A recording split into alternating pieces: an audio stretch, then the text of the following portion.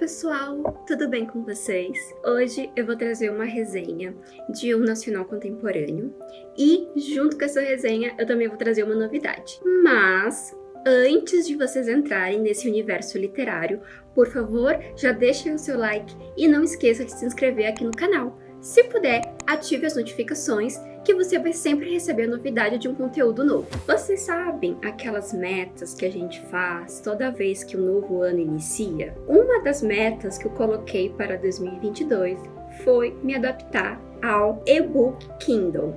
E olha só que bonitinho que é o meu, já veio com uma capinha, porque eu tenho a ilusão, né, de que quando ele tá com a capinha, ele parece um livro. E não é, que eu achei muito gostosinho de ler e que eu tô me adaptando super bem. Eu não era adaptada a ler livros em e-book, eu senti um pouco de dor de cabeça, eu preferia sempre o livro físico, porque eu gostava do contato do livro, eu gostava do cheiro do livro e tudo aquilo que o livro em si, o material, traz. Mas eu decidi abrir a minha mente e aí de novo vem aquela questão da gente sair um pouco da nossa zona de conforto e decidi dar uma chance ao Kindle. Então eu ganhei um e eu vou fazer uma resenha agora de um nacional contemporâneo que está disponível em e-book.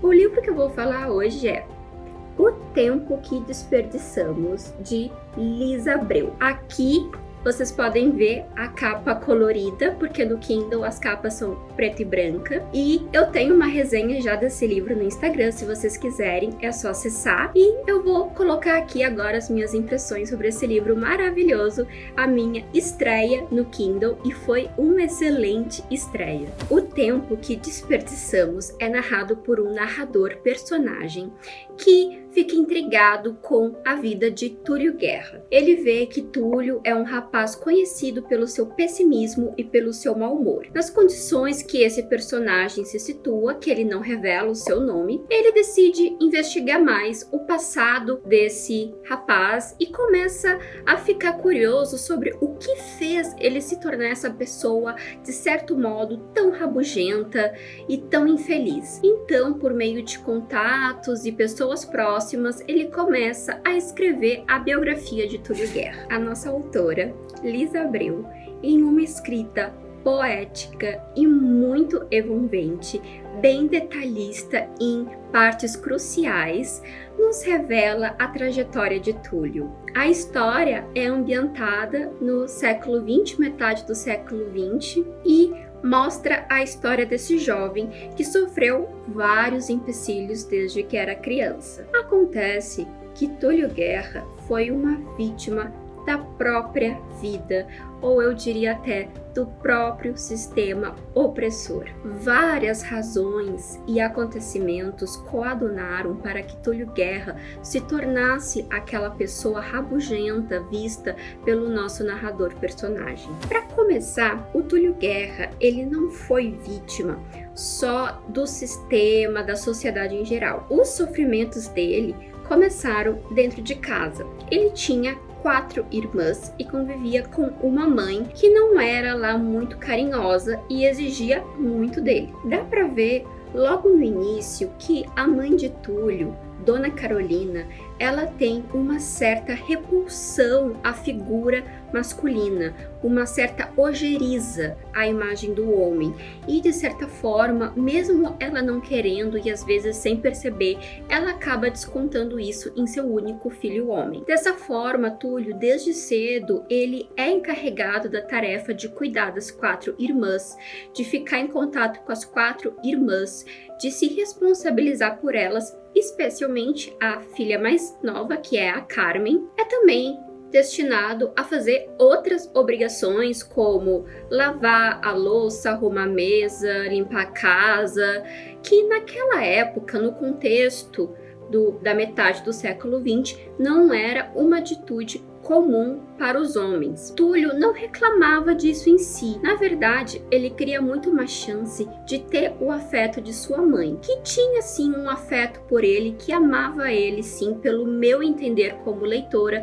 só que de um jeito dela. Ela não era muito de demonstrar esse amor por ele, mas ao longo da leitura, quando a gente vai se aprofundando, a gente vê sim que ela ama o Túlio e até mesmo ela às vezes se sente mal por ter essa repulsa por ele, por representar a imagem masculina. Túlio fazia faculdade de economia, só que ele nunca parou para pensar se era aquele mesmo o seu destino, se era aquela a sua vocação. Eu acho que Túlio nem sequer cogitou, nem sequer pensou se ele tinha o direito de pensar o que ele queria para a sua vida. Então, meio que forçado por essa sociedade, ele fez a faculdade de economia, conseguiu um estágio e tinha uma namorada que também foi arranjado por um evento meio inusitado, né? Então ele não gostava assim tanto da namorada, então ele vivia podado por aquela sociedade. A única coisa que o fazia se sentir ele mesmo, e de fato que ele mesmo tenha tido poder, foi ter parado de cortar os cabelos. Então ele permitiu que os cabelos crescessem. E naquela época, metade do século XX, não era normal. Os rapazes, naquele tempo, eles eram bem questionados quanto às suas orientações sexuais. Muitas piadas eram feitas sobre as suas sexualidades. Vários outros empecilhos eles tinham por conta disso. Embora hoje e depois, até na década de 70, os homens com cabelos compridos tenham se popularizado e tenha ganhado seu charme, por assim dizer, na época de Túlio, a gente tem que lembrar que isso não era comum.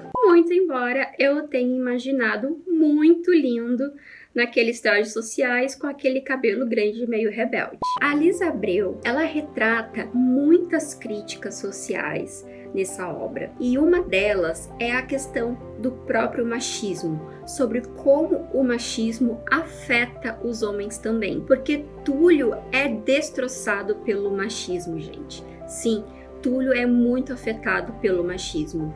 Então, nisso, Lisa teve a maestria de mostrar que o feminismo não é uma questão de guerra entre gêneros, mas é um problema estrutural da sociedade, que afeta tanto homens quanto mulheres. Outras questões que ela explora nesse livro são questões que a gente precisa ficar bem atentos, que é sobre o assédio sexual e moral no ambiente de trabalho, o preconceito da sociedade, a hipocrisia, o radicalismo ao extremo, como foi o caso da mãe de Túlio, e inúmeros abusos morais pelos quais esse rapaz passou. Ou seja, no início dessa leitura, eu via o Túlio como um rapaz com um coração enorme, cheio de sonhos e de esperanças, que sonhava em encontrar o verdadeiro amor. Ele inclusive tinha se apaixonado por uma colega de trabalho que voltou a vê-la depois em outras circunstâncias da vida, mas que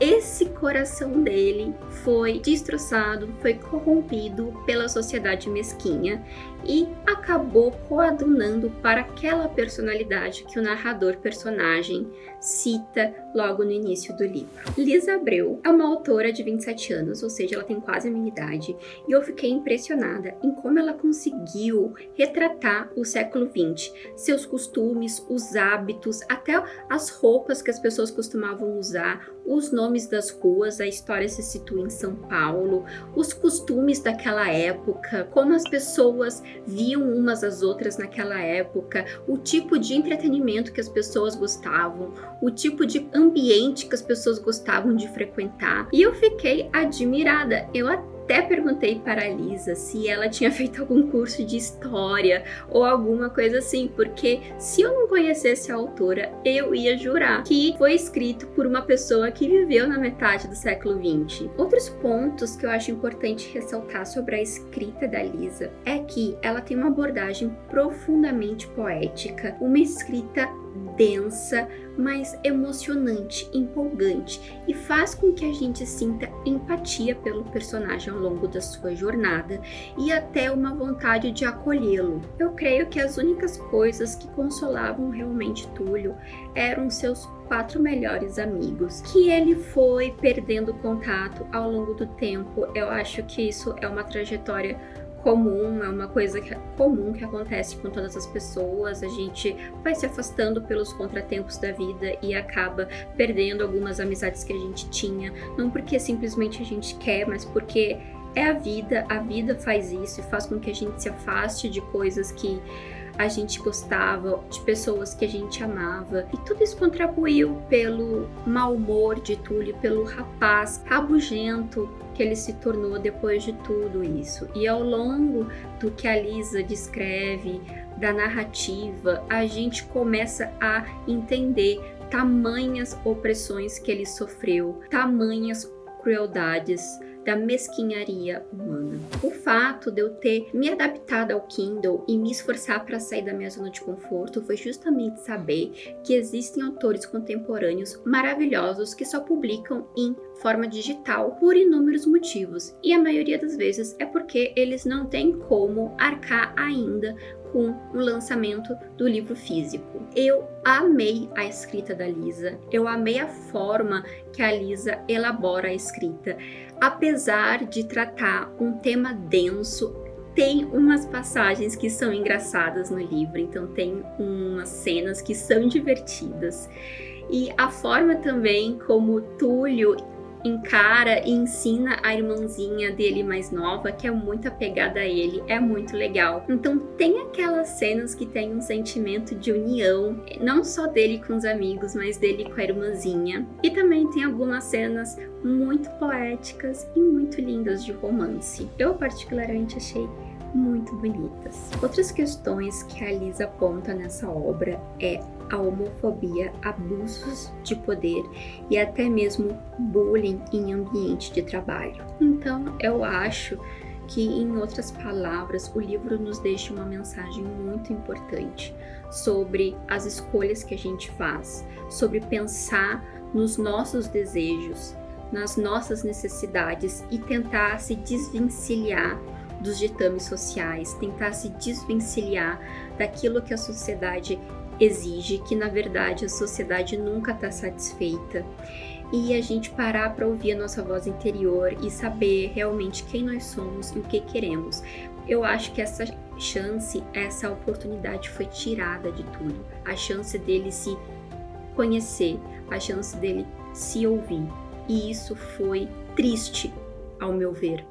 Então, o livro deixa essa mensagem também, e para a gente escolher as nossas companhias, para a gente saber lidar com várias pessoas e para que a gente não deixe e nem permita que algumas pessoas tirem os nossos sonhos. Acaba que o livro vai deixando uma mensagem muito importante sobre o nosso destino, os nossos anseios e a nossa liberdade. A liberdade praticamente é um elemento que grita nesse livro, a necessidade da gente ter liberdade para sermos quem somos. E para a gente tomar cuidado se a gente está fazendo aquilo que a gente realmente gosta ou se a gente inconscientemente está seguindo as ordens de um sistema. Então, ela leva bastante essa reflexão pelo livro. Espero que vocês tenham gostado desse vídeo.